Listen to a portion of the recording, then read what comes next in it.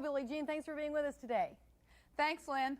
I assume when you started playing tennis, and I'm only making an assumption, there weren't a lot of girls playing tennis. Like when I started in broadcasting, there weren't a lot of girls in broadcasting. Aren't we making strides? Aren't there more girls doing more sports today?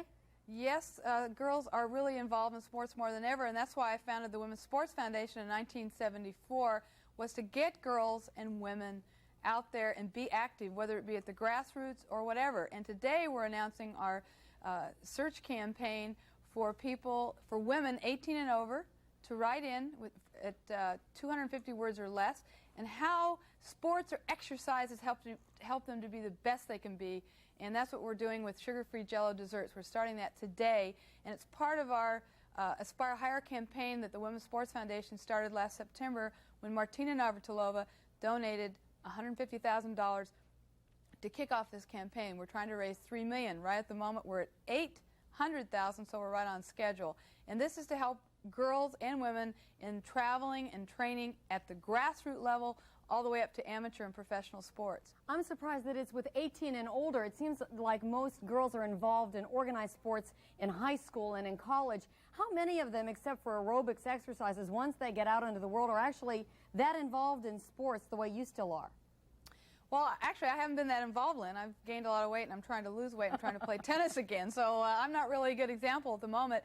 But we are finding through the Women's Sports Foundation that girls are getting involved in women. I know my mother is 64 years old now, and we've got her, she's even lifting weights. And for years, she wouldn't lift weights, and she thought that would be bad for her. And she does stationary bike work, and my dad plays racquetball every other day. So my mom and dad have really changed their lifestyle in their 60s. So we find that women of all ages are getting out, and hopefully some women will enter this contest, and we're going to have 51 finalists, and one from each state and the District of Columbia, and then we're going to have the 4 winners from each region across this country are going to come to our Women's Sports Foundation dinner in September, and we're going to give them a rah-rah and let people know that they're role models, because it's important for girls and women of all ages to be active. I know when I'm in good physical condition, I feel better. My mind works better. I don't know how you, do you do sports? Yeah, well, I work out with weights and riding life cycles and things like that, but I don't really have an organized sport that you do, and I think that probably would make exercising a lot more fun.